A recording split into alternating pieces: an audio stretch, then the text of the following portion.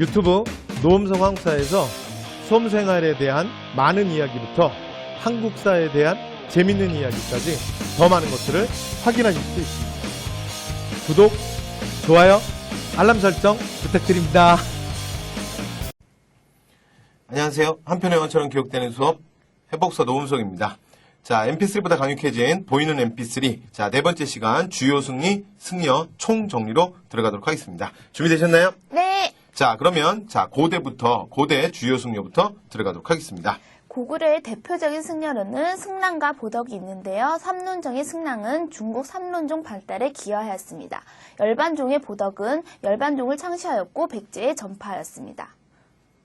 백제의 대표적인 승려로는 겸익과 노리사치계가 있는데 겸익은 인도에서 율종의 불경을 가지고 와 번역하였고요. 노리사치계는 일본의 불교를 최초로 전래하였습니다.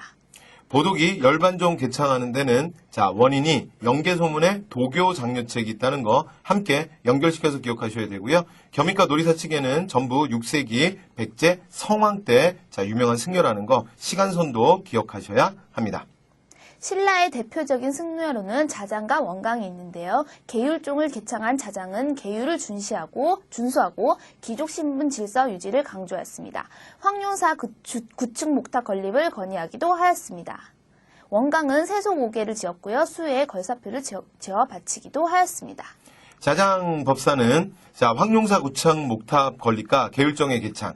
이것이 모두 선덕여왕 시기라는 거 시기도 기억하셔야 되고요. 그 다음에 세속오계와 걸사표를 지었던 원강은 호국불교의 상징이라는 것도 기억하셔야 됩니다.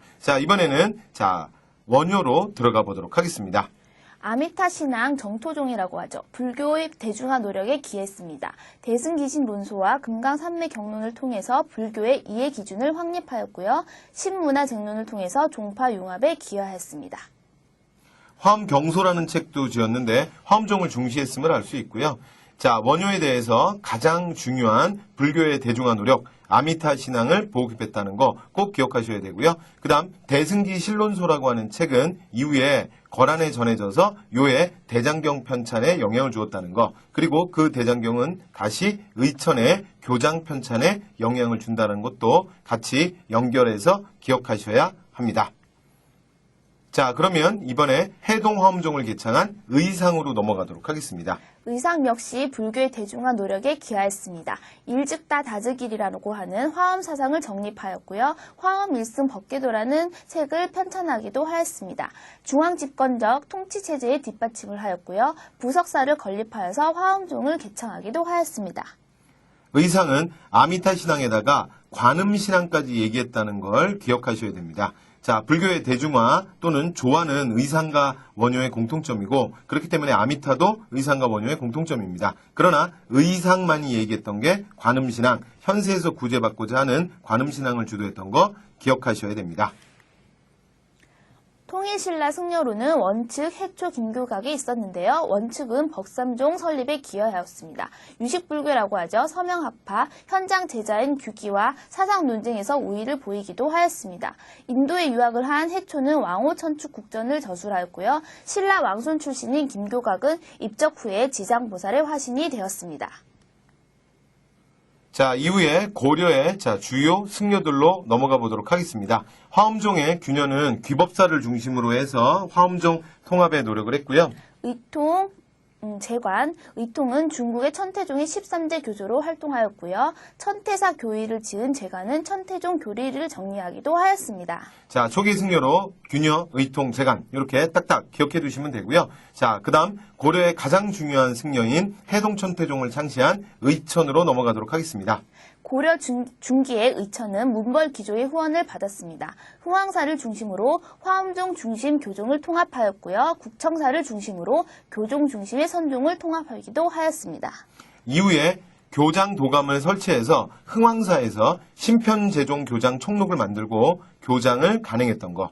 그리고 숙종기의 화폐 사용에 대한 건의도 대각국사 의천이라는 거 기억하셔야 됩니다. 대각국사 의천은 교선 통합의 첫 번째 시작이죠. 그래서 흥왕사의 주지로서 화엄종을 중심으로 해서 교종 통합하는 게 1단계 통합. 그리고 이후에 1096년 국청사를 창건한 이후에 1097년 해동천태종을 창시하고 이번에는 선종까지 통합을 한다는 거 기억하셔야 되고요. 그리고 천태종의 주요한 사상으로는 교관, 겸수와 내외, 겸전이 있다는 거 꼭 기억하셔야 합니다. 자, 그러면 그 다음 조계종 성립에 기여한 진울로 넘어가 보도록 하겠습니다. 고려 후기 진울은 무신 정권의 후원을 받았습니다. 대몽항쟁을 함께 겪었고요. 수선사 결사운동을 통해서 송광사를 비롯해서 독경과 선수행, 노동력을 중시하기도 하였습니다. 선종 중심의 교종의 포용. 그래서 선교일체의 완성이라고 불리우는 게 진울이라는 거 기억하셔야 되고요. 그 다음 송광사에서 수선사 결사운동, 당시에 명리에 집착하는 불교의 타락상을 비판하고 산속으로 들어가 독경하고 선수행하고 노동에 힘쓰자라고 주장했는데 이후에 무신정권의 후원을 받으면서 조계종으로 발전해 간다는 거 기억해 두셔야 되고요. 조계종의 가장 중요한 사상으로는 정해쌍수, 도노점수, 정해쌍수, 도노점수 꼭 기억하셔야 합니다. 고려의 승려로는 해심, 요새, 보호가 대표적인데요. 해심은 유불일치설이라고 하죠. 이거는 성리학 수용의 토대를 마련하기도 하였습니다. 천태종의 요새는 백년결사를 제청하였고요. 만덕사에서 참회를 강조하기도 하였습니다. 이는 지방민의 지지를 받으면서 기층사회 교화에 노력을 기하기도 하였습니다. 그의 대표적인 사상으로는 법화 신앙을 들 수 있고요. 보호는 불교계의 폐단을 시정하기 위해 노력하였고 교단 통합을 진행하기도 하였습니다.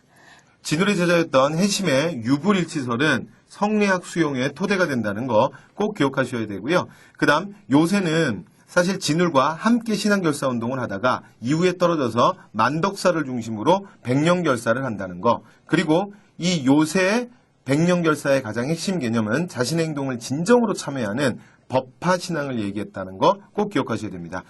고려 말 보우가 불교계 폐단을 시정하기 위해서 교단 통합을 하지만 결국 성공을 거두진 못하고요. 이후에 임재종을 가지고 들어와서 우리나라에 전파한다는 거 기억하셔야 됩니다. 이렇게 해서 고려시대까지 가장 주요한 승려들에 대해서 저희들 정리를 끝냈습니다. 여러분들 다시 반복해서 이 불교사 부분 가장 시험에 잘 나오는 승려를 확실하게 정리하십시오. 네, 당신의 믿음을 응원합니다.